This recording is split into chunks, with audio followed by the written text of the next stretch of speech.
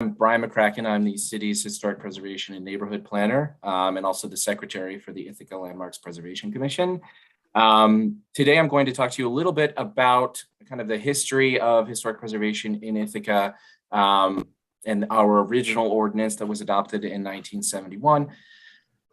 The benefits of historic preservation, and then the partnership that has been formed between the town and the city around the idea of preserving our historic resources, and the draft ordinance that has come out of the working group that was created, as Rod mentioned, earlier this year.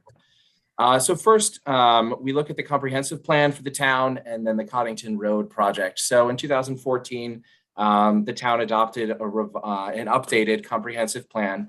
One of their goals and recommendations was to explore ways to protect the town's historic resources. There were no pressing issues at the time, but it was decided and recommended that it would be a good idea to look at the historic resources in the town, those that reflect the growth and development of the community, significant individuals and events in the community, and find ways to protect them so that they can be enjoyed by this generation and future generations. And so, as Rod mentioned, the comprehensive plan was adopted. The idea of a preservation commission or ordinance was placed on hold. And then really an event that spurred a renewed interest in doing something was a project on Coddington Road. The house is, you can see here, 341 Coddington Road. The lot that this house was located on was purchased by a developer who wanted to subdivide the lot and build multiple houses on that lot. And as part of the project, this roughly 1850s Greek revival was going to be demolished. There was some community uproar about the loss of this historic building. It was a resource that was identified in a comprehensive study of historic resources in the town that was completed by Cornell several years ago. And so the developers offered the building up for free, provided that it was moved. And so it luckily was moved and rehabbed, and you see the before and after on the slide. So why does historic preservation matter? Well, historic preservation is the way of protecting a community's historic resources, those resources that represent a community's collective history from the significant individuals and events that made a community what it is today. And so through historic preservation, those buildings that reflect that history are maintained and preserved, avoiding significant alterations and changes that would prevent a property from reading as a historic building, and by extension from representing the history that it's associated with. Historic preservation is also an economic development tool. It encourages and incentivizes investment in historic properties. It stabilizes property values. It encourages heritage tourism and becomes the base for a lot of heritage tourism. So there are many benefits to historic preservation, and those are just a few.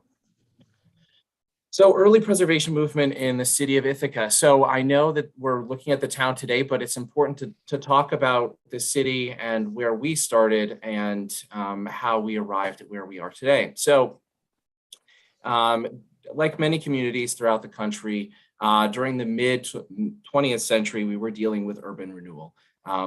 Dozens of our historic resources were lost. You can see in the two Sanborn maps on the screen, one from 1929 and one from 1969. This is an image of the Commons. And we lost all of the pink. The pink represents brick commercial buildings, and we lost a significant number of them. Three of the most important were the Ithaca Hotel, the Cornell Library, and Ithaca City Hall. The loss of these buildings, as well as many others, galvanized the community to create an ordinance or some way of protecting the historic fabric that was left. So in 1969, Common Council adopted the city's first landmarks ordinance, and in 1971, designated its first historic resource, the DeWitt Park Historic District, which is centered around DeWitt Park. So a lot of times there are questions about National Register listing and local register listing. The town currently has several properties that are listed on the National Register of Historic Places. And so many people wonder, well, if they're already National Register listed, why do we need to consider local designation? Well, there is a significant difference between National Register listing and local register listing. And most important being the local protection of historic resources through local designation. So a National Register property or National Register listing is largely honorary. There is no oversight by any governing body. There's no review of exterior alterations, and there's no review of demolition. So you can have a property listed on the National Register of Historic Places, and then the next day have it demolished with no oversight from anyone. With local designation, there is protection against demolition and insensitive alteration of historic fabric. So remember, we're trying to preserve the historic character of a building because it represents a significant aspect of our community's history. And through local designation, we're able to protect those features that represent that history. So the draft Ithaca Landmarks Law is based on the existing City of Ithaca Landmarks Ordinance and the New York State Model Law. The New York State Model Law was drafted, I believe, in 2014 by the New York State Historic Preservation Office in partnership with the Preservation League of New York State. Their approach was to review the landmarks ordinances throughout the state and create one document that kind of had the best of the best from each. The City of Ithaca's ordinance was among the ordinances that was used to craft the draft model legislation. And it was also used as the basis for the legislation that will be used moving forward if a landmarks ordinance or law is adopted in the town. So moving on, one thing that I would like to know before I start talking about the nitty-gritty of the ordinance is this document, the draft ordinance, has been reviewed by the State Historic Preservation Office, and their comments have been incorporated into the draft document. This is not something that we can do in isolation. The City of Ithaca is a certified local government, and as part of our agreement with the state, we are required to have any proposed changes to our ordinance reviewed by the state before we adopt them. And if they are not approved, we risk losing our certification as a partner with the State Historic Preservation Office. So the first thing that I'm going to talk about with the draft ordinance is the structure of the commission, the appointments, how members qualify to serve, and then the continuing education credits. So currently the commission has 7 members. All of them are either city residents or are appointed at large because of specific qualifications that they have. With the combined commission, there will be 9 members. 2 of them will represent the interests of the city. They will be adopted by the mayor and common council alone. There will be 2 members that will represent the town's interests, and they will be appointed by the town supervisor and the town board. And then the remaining 5 members of the 9-member commission will be at large, meaning that they can be selected from either community or another community if necessary. And all of the members of the 9, 4 of them have to have specific professional backgrounds in historic preservation, planning, landscape architecture, history, urban history, and I'm forgetting archaeology. And then for the remaining 4, they all have to demonstrate some demonstrated interest in historic preservation. So residents of historic districts that are, have routinely appeared before the board can be part of that at-large group. There's an emphasis on finding people with other professional qualifications that may have some value on the commission, such as real estate agents who have experience selling historic properties, contractors who have worked on historic properties, and attorneys who have dealt with preservation type issues. All of those things provide a lot of depth for the experience of the commission and will help them go through the review process. One of the changes to the ordinance from what is currently adopted by the city is the requirement for continuing education credits. So each commission member is required to attend 4 hours of training each year to expand their knowledge of historic preservation and to help the members better serve on the commission and bring additional expertise. So another change to the landmarks ordinance is the type of historic resources that can be designated. So currently, there are 2 types of historic resources that the commission can consider for designation. One are individual landmarks, and the second are historic districts. Individual landmarks are just that. They're individual properties that have historic value and are recommended on a single base. Historic districts are a collection of properties that singularly and in combination are significant for any number of reasons, and they form a cohesive district that it can be read as a historic neighborhood or environment. So on the screen, you see a map of the city's 8 historic districts. The earliest one was designated in 1971, and we just recently expanded one of the historic districts, the East Hill Historic District, a few months ago. So this is an iterative process. We're always looking at historic resources, how the environment and how the city has grown and changed over time, and we can learn more and recognize more about our history as we continue to research. On the right-hand side of the screen, you'll see some of the city's individual landmarks. We have designated everything from railroad stations to clock factories to individual homes and churches. And for the town, there may be historic districts, there may be individual landmarks, but those will all be reviewed on a case-by-case basis, and extensive research will be done before any proposed nomination is brought forward. And I'll talk a little bit more about the nomination process in a few minutes. Probably one of the biggest changes to the draft legislation is the 3 additional categories that we are considering including in the law. The first new category is interior landmarks. So I have received some comments about and concerns about the designation of interior landmarks.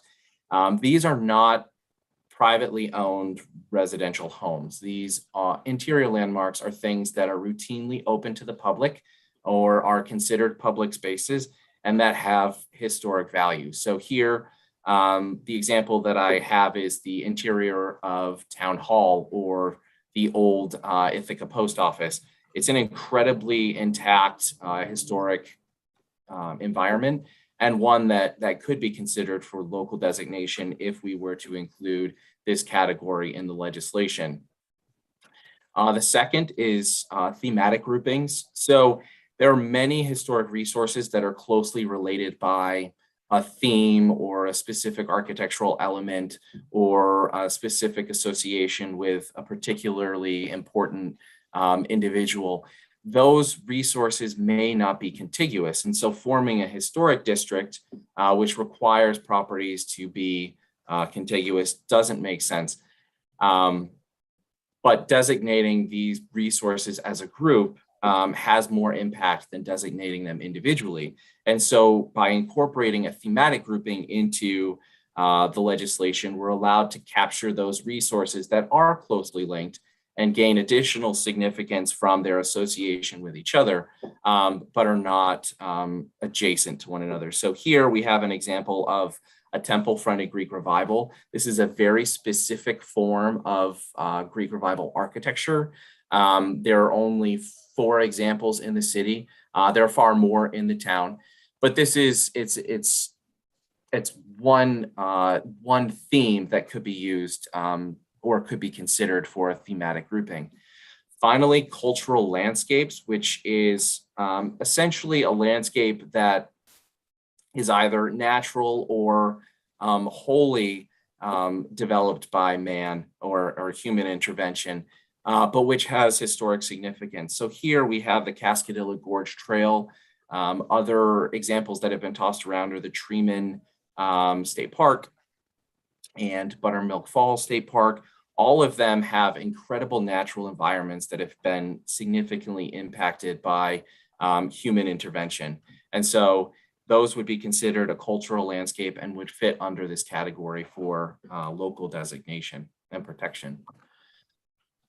So the local designation process. So one of the things that was important to the working group members and also staff and the elected officials that served on the working group was the retention of autonomy for the individual municipalities for the designation of historic resources within their municipalities. And so the way a designation will be structured if this legislation moves forward is that a nomination, which can be prepared by the commission or by any member of the community, will be presented to the Landmarks Commission, and the commission will make a recommendation on designation. They do not have the authority to officially designate a property.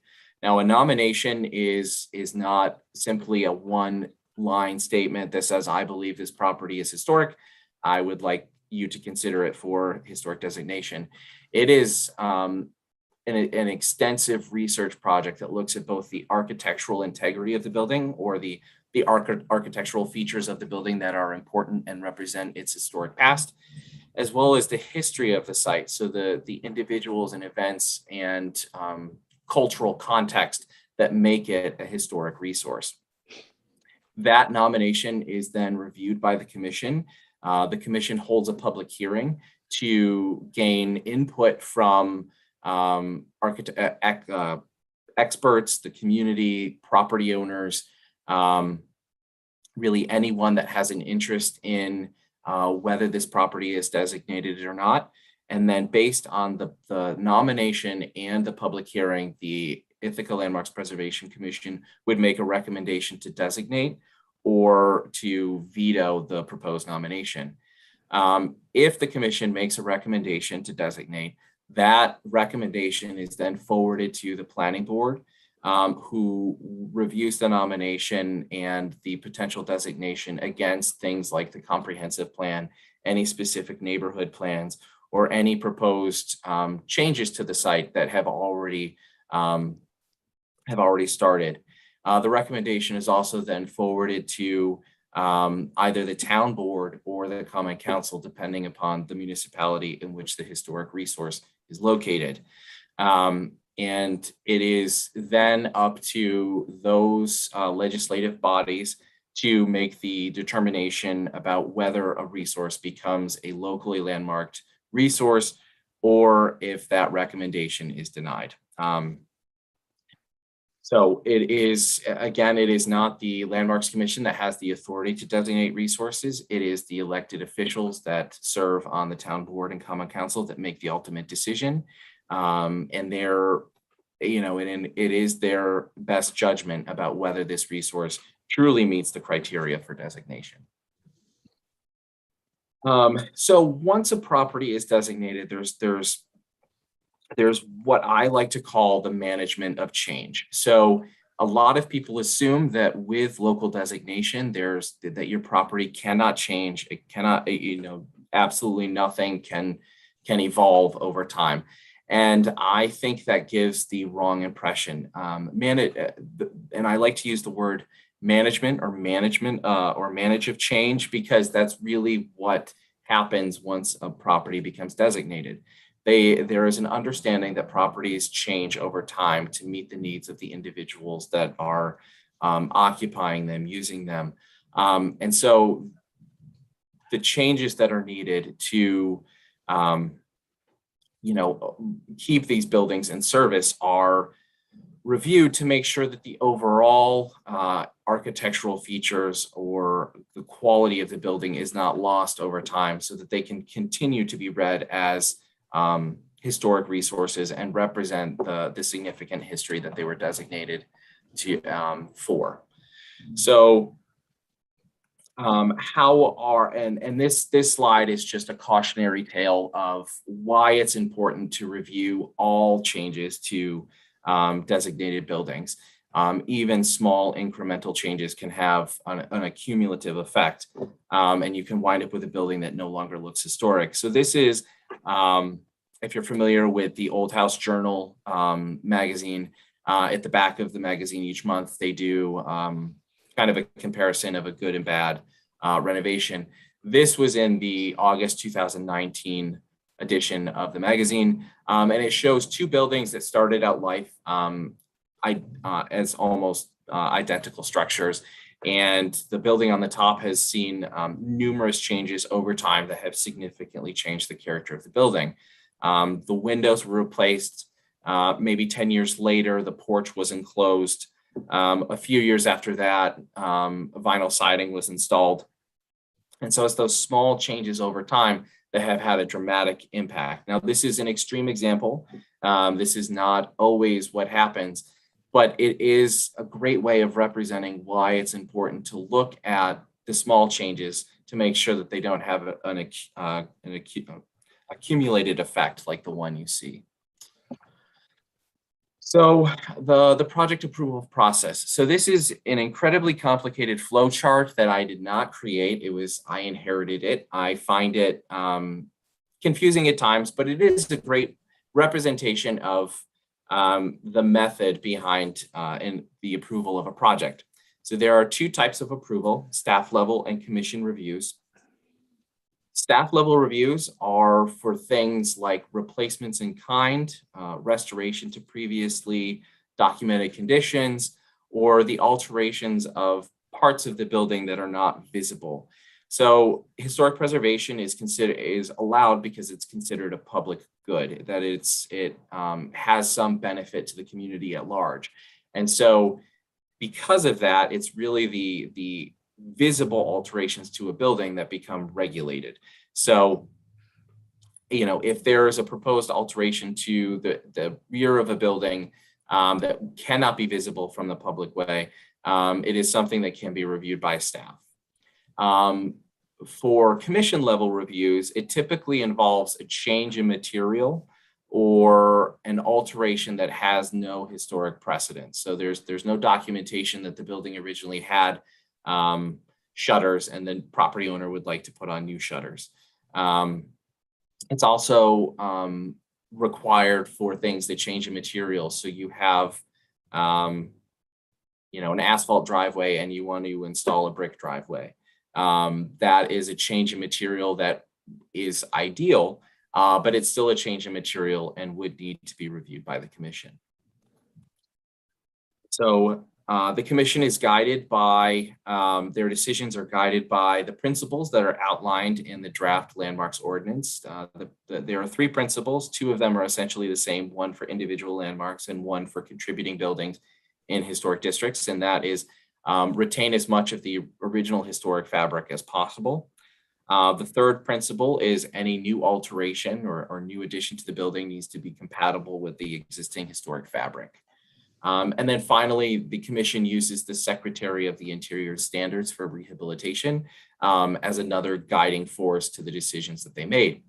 And again, the standards have very similar focus, and that's the retention of historic fabric, the rehabilitation rather than replacement of deteriorated elements, and that new additions or changes to the building are compatible with what is there. Finally, there is some guidance that the City Landmarks Commission has adopted to help guide property owners as they plan their projects for their designated buildings. The design guidelines are very helpful if you are looking for the most appropriate treatment for your historic home. And it's broken down into different building elements: porches, roofs, siding, masonry, and also provides some guidance on what type of review would be required for different types of projects. And I can imagine that something similar would be created for historic resources in the town. And then finally, typical projects that fall under my review. I thought this would be helpful to go through the different types of projects the commission reviews and the types of projects that are reviewed by staff. So roof replacements make up a good percentage of the projects that come into my office. Most of them are reviewed at the staff level. They involve a replacement of an asphalt shingle roof with a new asphalt shingle roofing. That's a replacement in kind and would be approved at the staff level. Occasionally, we get proposals to replace a slate roof with an asphalt shingle. Because of that change in material and its potential impact on the historic character of the house, that would require full commission review. Siding repairs are something that I see infrequently. If you are restoring your existing clapboard, the house that you see on the slide is one in the Henry St. John Historic District. The property owner discovered that underneath the fake brick siding was the original clapboard, and they're systematically going around the house and removing that fake brick and repairing the wood siding beneath. That is something that I approved at the staff level. It's a restoration to a previously documented condition. Now, if that property owner had removed the non-historic brick siding and discovered the clapboard underneath was not in serviceable condition, they could apply to the commission to replace that clapboard with something like hardy board or another material. It would need to be reviewed by the commission, but it's something that could be considered. Masonry repairs come in pretty frequently. Most of the time, it's not entire buildings. It's mostly chimneys and foundations, repointing of foundations, chimneys, routine maintenance type work that, every property owner knows is something that can be reviewed by the staff level, at the staff level, if review is required at all. And then mechanical installations, I review a lot of applications for new boiler vents or air source heat pumps are a project that I routinely approve at the staff level. And it's something that I could see becoming commonplace in the town too, is the desire to install heat pumps. They can be installed in a way that has a very minimal impact on the exterior of the building. Most of the time, the line hides can be installed on the rear elevation, and using the attic and the basement can be directed to the rooms in the house. And so full commission review isn't required. Another important thing to note with both staff level and commission reviews is the timeline associated with that. For a staff level review, it takes usually between 3 and 4 business days. It just depends on workload. For a full commission review project, it's usually between 30 and 45 days, depending on when an application is submitted to the board. Applications are known as an application for a certificate of appropriateness, and a certificate of appropriateness is what's issued by the Landmarks Commission showing approval for the project. It's also important to note or I think it would be helpful to note the stats for the commission, or the approval stats for the commission. On average, the commission review, not the commission, in general, about 100 properties or 100 projects are reviewed for compliance with the Landmarks Ordinance each year. 95% of those projects are approved. It's also important to note that between 25 and 30% of those 100 projects are reviewed by the commission. The other 70 to 75% are reviewed administratively by me.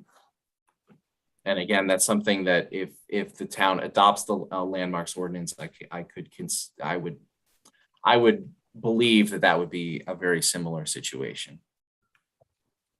It's also important to note the types of projects that do not require review. So First, routine maintenance is something that does not require any type of review for compliance with the landmarks ordinance. So here you have an individual replacing a pane of broken glass in a wood window sash. New glass and putty and paint that does not require commission review. As I mentioned earlier, if a property is locally landmarked, there's no the landmarks ordinance and the commission has no purview over what happens on the interior of the building. So you see in the center slide, that's my son's bedroom.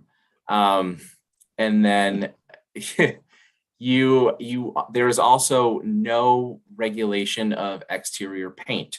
So in other communities, they do regulate the color of historic properties and prepare palettes. It is the our belief that paint is an expression of personal taste. It's easily reversible, and really it's about the protection that the paint provides to the wood elements and not the color itself that's most important. So the landmarks ordinance specifically states that painting is not something that is regulated by the landmarks ordinance. And then finally, landscaping is not something that requires commission review. So here you see somebody who has that's installing a new planting bed in the front of their house. Even if there were small rocks, border, or something like that, those are all things that are not regulated by the commission or by staff. And then we've received a few questions about, the town's sustainability initiatives and historic preservation initiatives, and some concerns about how they may be conflicting initiatives. The Landmarks Commission has had a successful track record of approving solar panels on numerous buildings. All of the buildings that you see have had some type of energy retrofit. So the Clinton House has a solar array on the roof. 201 West Clinton Street, it again has a full solar array on its roof. 310 West State Street, there's an accessory building that has a full solar array. It is fully heated and cooled by air source heat pumps, and I believe it has LEED certification. And then finally, the Argos Inn has a ground source heat pump system and is LEED certified. All of these changes were approved after the property was designated with the full support of the Landmarks Commission. It's also important to note that historic buildings were designed with many efficiencies in mind. So the tall ceilings that people enjoy in an old house, or the double hung windows, the wide porches, those were all attempts by earlier generations to improve the quality of the air inside. So those high ceilings suck all of the heat to the ceiling during the summer to keep the rooms cool. The same thing with the operable windows. The porches provide shade. So, preservation and sustainability go hand in hand. As Carl Elephant once said, the greenest building is the one that's already built. By preserving these buildings, by maintaining them, you're preventing all of that. You're capturing the embodied carbon that's within the building, but also preventing all of that material from going to the landfill. It's important to note that 60% of materials in landfills come from the building and construction industry. Preservation is one way of keeping those materials out of the landfill and keeping them in use. And then finally, financial assistance. There are several programs that are available to help people maintain their historic homes. For owner-occupied residential buildings, there is the New York State Home Ownership Tax Credit that provides a 20% tax credit for work that you do on your home. And it includes not only your painting or roof replacement, but also mechanical upgrades, window repairs, restoration, storm windows, and other improvements. There's also the New York State Commercial Tax Credit and Federal Investment Tax Credit, which can be combined. to help rehab income producing properties. This year, the New York State passed an approved investment tax credit. So the amount of the credit went from 25% of a project to 30, which can be combined with the federal 20%. So potentially 50% of project costs could be covered by these tax credits. And then finally, the local property tax abatement program, which is something that the city of Ithaca and county have adopted, and it's one that the working group will likely recommend for the town. It is a property tax and exemption program, and it's based on an improvement to a property. If that improvement raises the assessed value of your property, there is a period of 10 years where that increase in assessed value would be abated to help cover some of the costs of the improvement. So with that, I'd like to open it up for questions. I know that I've thrown out a lot of information, so I'm excited to hear some of the questions from the group. Thank you, Brian. And Paulette, since we have such a small group, I think we can see each other. So if you want to let the cameras and of course allow people to be heard as well.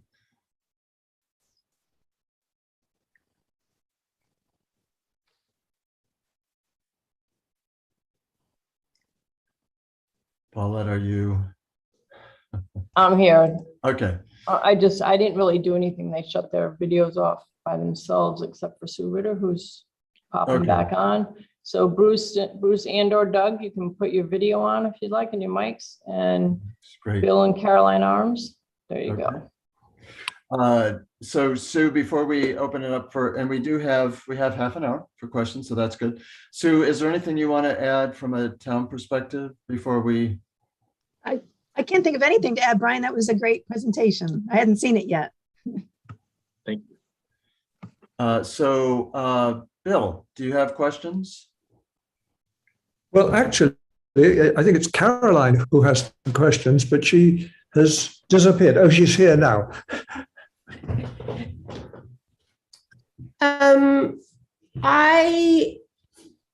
Unless things have changed, there is no tax credit for the part of Forest Home that is the Cornell side of Fall Creek. And I imagine, since it's to do with census tracts and median income, it could change when the statistics come out. But I imagine that won't be immediately. I approve wholeheartedly of the objectives. I just have concern about how property owners can do things quickly without professional assistance. It seems that you need to prepare a detailed plan for a project before we could present it, even if it's only repairing 2 of the columns on our back deck, which isn't visible from anywhere because they're rotting and it needs to be done. And we do several of those projects a year, and to have to wait a long time is difficult. Absolutely, and I can understand your concern about time. In my experience, the majority of the projects the commission reviews are not prepared by a professional. So they, I know some other communities require presentations to the commission to, have a design professional prepare them. That's not something that we require. The majority of projects are, we will review photographs. If somebody's proposing a new patio in their backyard, they'll snap a picture of a patio that they like and submit that as their plan for a new patio or walkway. For your specific question about columns, they're on the rear of the building, and likely their replacement would require a building permit because it's a structural component of your porch. The information that you would submit with your building permit would likely be enough for me to review that project administratively. So if it's, a lot of times columns are one by material that's kind of boxed together to create a square post. If your description of the proposed replacement is just that, we're replacing this square post with a square post with the same details, that would be sufficient for my review. But I could, I'm happy to hear more. And if all you had to replace was so there's some trim at the bottom, some slightly decorative trim. These are not columns like we have in the front, where the same will be needed, but the rot is all at the bottom. We have problems with moisture coming down the hill behind the house, and it gets into our basement. We do a lot of work to get it out of the basement, but it's under that patio, and this will be something that my husband was thinking that he could do, at least as far as exploring what's needed. I tried it and made a mess of it. and I'm happy to say that would be considered. I mean, so many times that trim at the bottom of a column is designed to be sacrificial, and so it would be, it'd be routine maintenance to replace that piece of trim board, and it would, perhaps a call asking if it required review, but it doesn't sound like it's something that the commission or I would be concerned with, that replacement of a small amount of trim at the base of a column. As I mentioned, routine maintenance does not require review. Replacement in kind is exactly what you're talking about, but on a much smaller scale. I think, again, I don't believe that project would be reviewed. A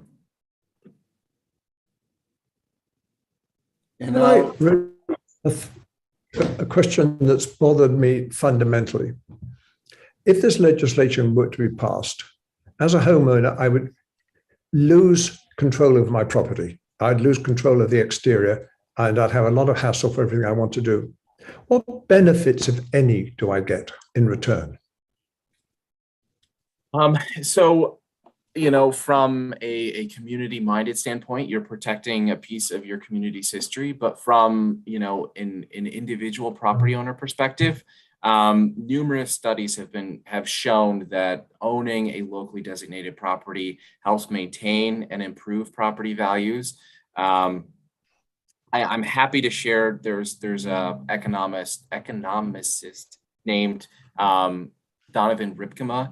He did a survey or a study of Saratoga Springs, and it has a great deal of information about the specific economic benefits to individual property owners in that study. If that would be helpful, I'll gladly share that with you. Our house is part of the state historic district, and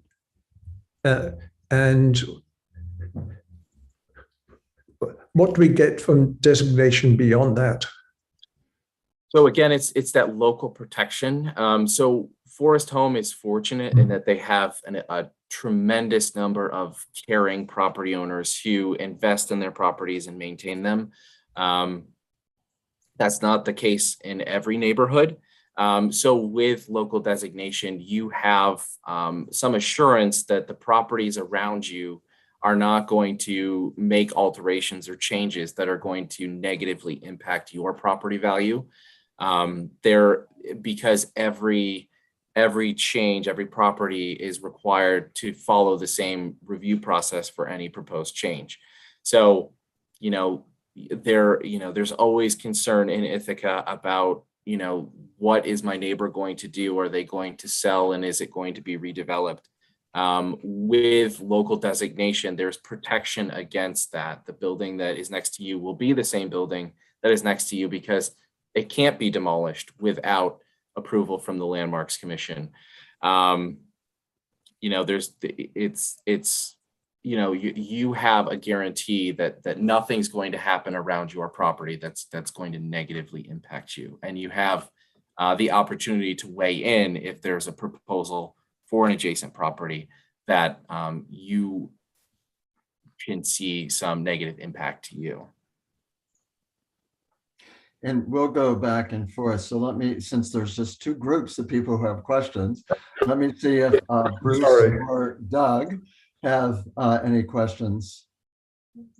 Not a question per se. Bryan, I thought that was a great presentation, and thank you. And you seem to have hit on most of the concerns that I have heard raised about local historic designation. And I'm all for it. I think this is great. So yeah, sign us up. Thank you. Yeah, thank you. Thank you. And is your house 50 years old yet, Bruce? Yeah, 67. Okay. Because I'm 66. Well, it's in there. I was born into a half-built house. Okay. So Okay. And I assume, is Doug there? Does Doug have any questions? he's within earshot. And I heard him say no. He said no. So he's within microphone shot. He said, no, thank you. He said no, thank you. Oh, There we go. very polite. So we can go back to the arms if you have. Thank you. Yeah, you're welcome. I've got a specific thing on the designation process. There's two things about it. One is that you don't have to actually inform homeowners if their houses are part of a locally designated area. And that seems to me something that should not be in the ordinance. That if somebody's house is going to be designated, they should know about it. I mean, there's words along the lines of, if you think it's too much of an effort to tell everybody, you won't bother to tell them. That's my paraphrase. And I think that shouldn't be. The other thing is, there's a 15 days between deciding you're going to do this and have a hearing. I mean, what happens if out of town for 2 months? Do we come back and discover in our mail waiting for us is a statement that a month ago there was a hearing which we missed and the house has been designated? I think there's something just wrong about the whole process, that process. So to address both things, first, that language is in the ordinance and it's something, or in the draft law, and I would gladly remove it because it's not something that we ever do in practice.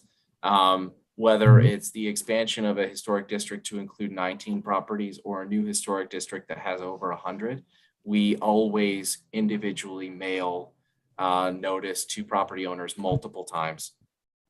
And now with so many of our property owners having their email addresses on record with the city, we email the property owners as well, so that they are getting a notice and they know that there's a proposed change to their property.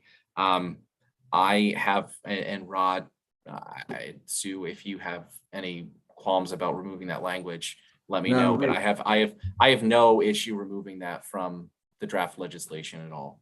Yeah, we definitely not want it to be a surprise. We would want people to be informed and part of the process. Absolutely.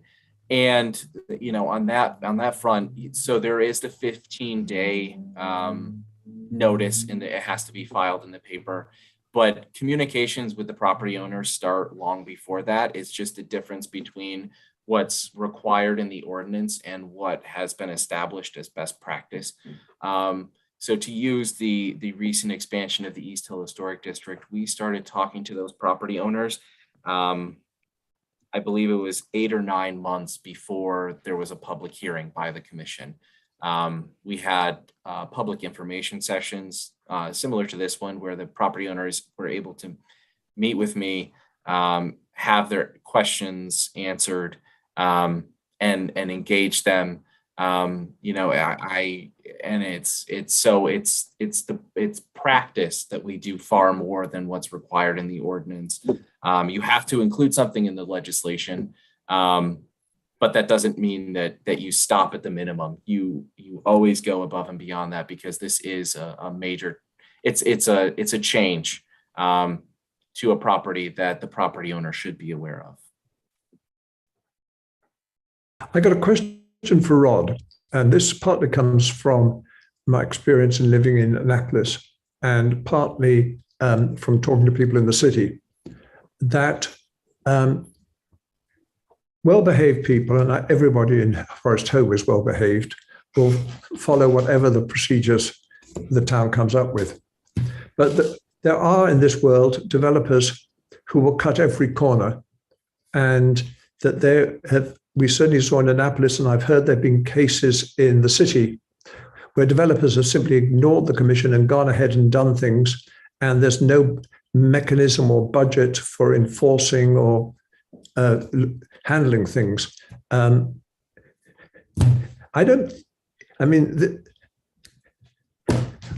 Is this a real worry?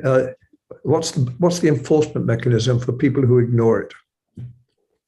Well, I may have to defer to Bryan on that. I do know we've had an initial conversation with Marty Mosley, who's our code enforcement officer, just to make sure he was aware of where we were going with this.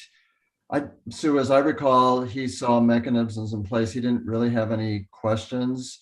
But Bryan, maybe you can talk about how it plays out in the city for those, because I think it would be a similar process in the town for developers who kind of move forward and ignore whatever the requirements are that they're supposed to follow. Yeah, absolutely. I'm happy to talk about it. So there are kind of two extremes. You're absolutely right. There are not even developers, but just individuals that either didn't know that they were in a historic district, or just ignored the legislation, that do complete projects without a certificate of appropriateness. Those projects are required to go before the commission for retroactive review. If they're an appropriate alteration, the commission can approve it as if they got the proper approval in the first place. If it's not something that can be approved, typically what happens is the commission will make a recommendation for some type of remediation for the offense, and then it's referred to the city attorney for resolution. There was a property owner in Cornell Heights that did some major work to their property without a certificate of appropriateness, and that property owner was fined and had to redo the work they had already done with more appropriate materials. There's also, with the ordinance, an affirmative maintenance provision, which it basically means that you can't demolish your building through neglect. So there were two cases in the last few years where properties owners did not maintain their properties and they fell into disrepair, and the city took them to court. They were required to pay a fine and restore their buildings to a pre-deteriorated condition. So, it doesn't happen often, and it depends on the level of the offense. But there are some pretty significant consequences financially if people do not comply with the ordinance. And Bryan, did your code staff get involved in any of those issues? Yes. Okay. Yes. So the code enforcement officers were very closely involved. Not only did the property owners who failed to, all of them failed to get a building permit. So the person in Cornell Heights did not get a building permit, or all of the alterations that they had done would have triggered commission review.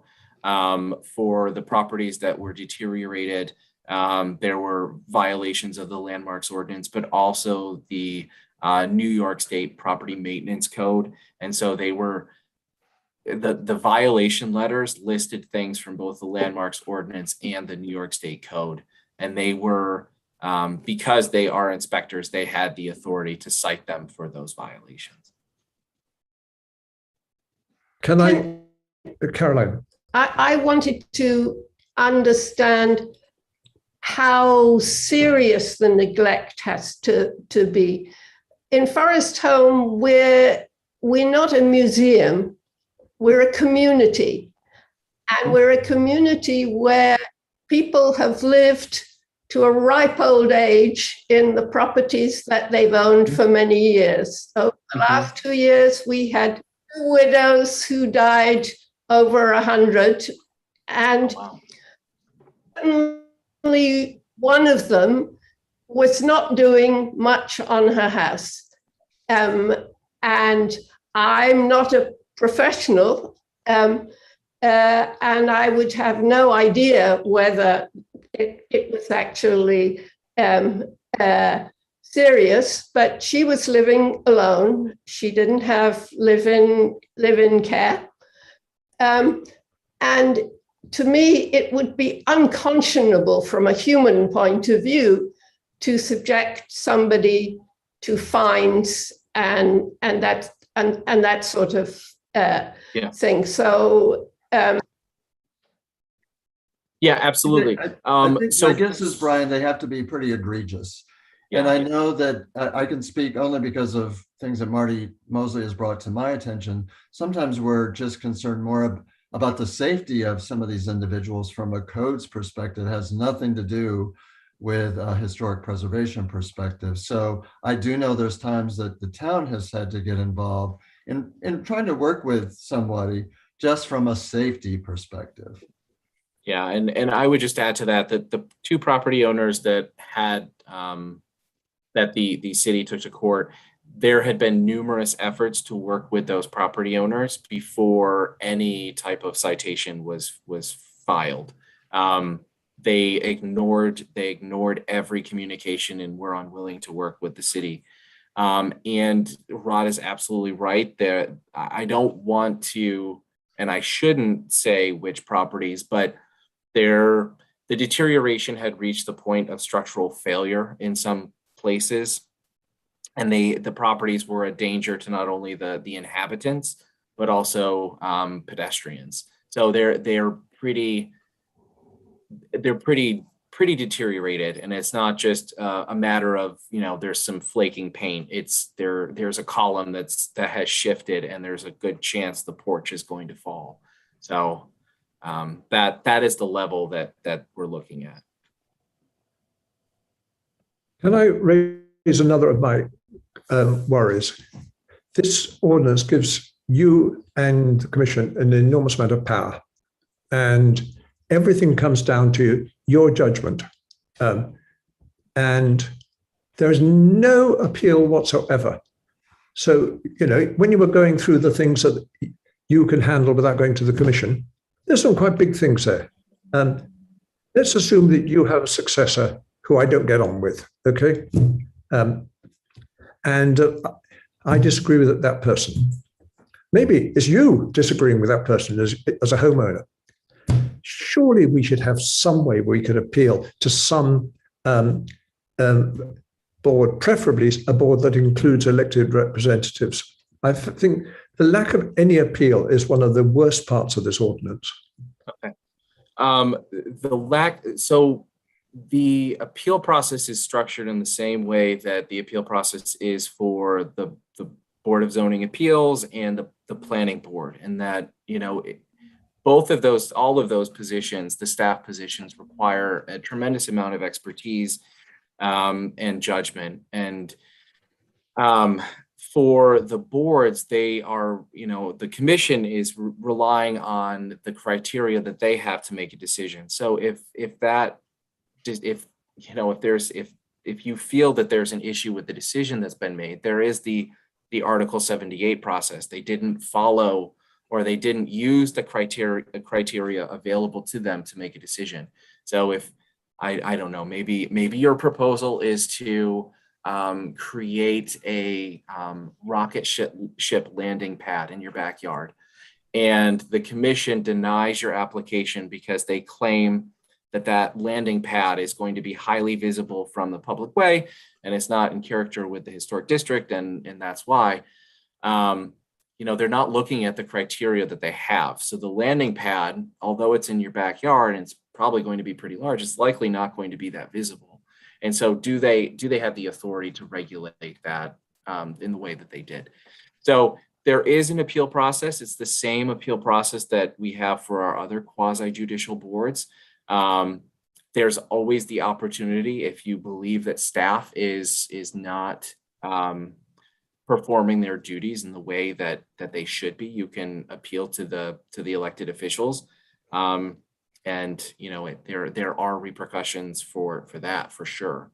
But there is an appeal process. It's just not, other communities have one where you can appeal to an elected body, but that elected body doesn't have the same training or expertise as the Landmarks Commission members. And so it's essentially undermining their expertise by allowing an appeal to a different body. There's also the economic hardship appeal process, which, if the commission makes a decision that's going to be tremendously expensive for a property owner, it is never the intent of the commission or the ordinance to deny someone a reasonable return on their investment. And so that's why the economic hardship appeal process has been incorporated into the ordinance and is required, because there should be an appeal for things like that. The commission understands that the replacement of a slate roof in kind is 10 times as expensive as replacing it with asphalt shingles.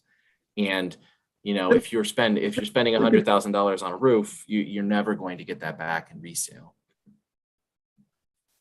Let me give you a concrete example. You put up a photograph of our house. Bruce, I'm sure, recognized it. It's from about 1905. And it shows two very major differences. One is that the front entrance has been completely reconfigured. And I think that photograph showed the roof line before it was raised. I didn't look very carefully. Suppose now that we decided we wanted to go back to the old front entrance, okay? And we went to the commission, and the commission said no. And you say we have the normal procedure. What would we do? How would we appeal that decision? Who would we appeal to? So their decision would have to be based on one of the criteria, one or more. So in your example, if I understand you correctly, there was historically a door in the location where you would like to place a new door. That is, in my opinion, a restoration to a previously documented condition. So moving it to the new location. That may not even reach the level of a commission review, because you can demonstrate that the door was in one position and you intend to put it back in the same position. If it were to go to the commission, the commission would have to demonstrate that the move of the door, the relocation of the door to the new location is somehow not appropriate, and they would have to list their reasons, and the reasons cannot be, I don't like this, it doesn't look good.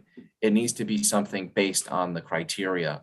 This is not compatible because it gives a false sense of history, which is antithetical to the preservation standards, or the relocation of the door is, the architectural style is relying heavily on symmetry, and relocating the door destroys that symmetry. We need to. So what I'm saying is, an appeal like that would be, I see it as being difficult to get to a point of appeal, because there would have to be so many other things that would have to fall apart and be done poorly to get to that point. Bill, I'm trying to think of an analogy. So I think an analogy is, so the town board so the ZBA, the Zoning Board of Appeals, makes decisions about cases. the town board can't Yes. go and say, we think you made the wrong decision. There's a barrier between decisions that are made by some of our, like planning board and zoning board. I mean, we certainly, if that was happening consistently, the board would be thinking about, well, it's time to maybe have that board member move on and see who Yeah. else might be interested. But it's not, in some cases, it's probably not all that different from decisions that might be made by a planning board or a zoning board of appeals. Sue, would you agree? Yeah, yeah. Yeah.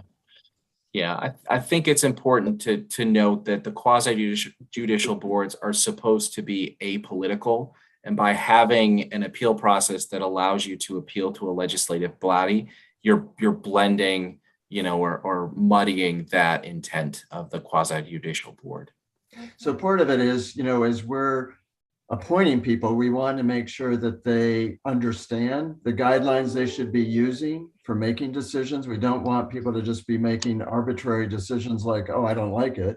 We want people to be able to state why they're approving or denying something. And we certainly have a lawyer who's keen on that as well, that you can't just, you have to give cause to both either approving or denying something. And the same would be following these guidelines, that if we move in this direction, that a revised ILPC, we would want to make sure they're following the recommendations and guidelines. Yeah. I mean, this is one example. Oh, sorry, go ahead. So the guidelines are very vague. It's not like a building code or electricity code where you can look up the handbook and are you using the right power supplies and that sort of stuff. The guidelines have an enormous amount of judgment based in them, which means that the personal biases of the commission really make the decisions. The guidelines are intentionally broad because each case is considered individually. They're there to provide some guidance, but there's no way, like a building code, you can, handrails and guardrails are a great example. It's something that I deal with every day. So on a historic building, a guide rail was designed on a porch, were typically designed to be at the same height as the windowsill, so that when you're inside and you look out, your view is not obstructed by a windowsill or by a handrail. In the building code, so that can vary. You can have 27-inch, you can have 18-inch, you can have 32-inch handrails on historic homes. In the building code, you have one height. And so that doesn't capture the nuance that you would need for a historic property. If our design guidelines set standards like that, then it would be very difficult to handle the nuances of a historic property because no two historic properties are identical. And Bill, probably the same, some people would say, although I think they're pretty strict, the criteria that might be used by planning board and some, everything's open for some interpretation. We try to narrow that interpretation, but there's certainly almost everything has some little wiggle room. So we do have to end, partly because I have another meeting.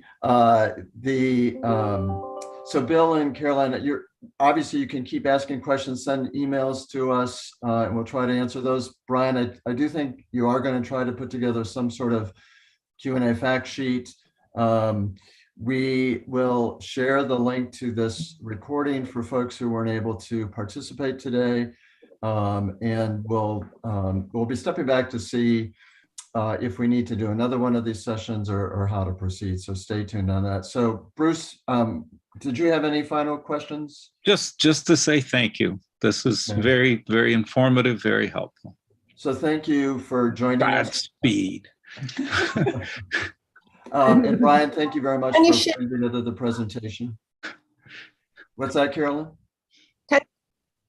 Can the slides be available for sharing? I was watching on our TV and they didn't really come out well enough to see some of the points you were making. Bryan, if you send that to me, we'll post the present, because I know the process, we couldn't really read Yeah, the little, Yeah, that was, if, What does for that those say? of you, yeah, it's difficult to read and it, yeah, it gets very nuanced. So I'm happy to share that. And Absolutely. then we'll just post it to our website. So But I couldn't, that slide, I couldn't Yeah. see what the example. thank you, Okay. everyone. Thank you, Brian.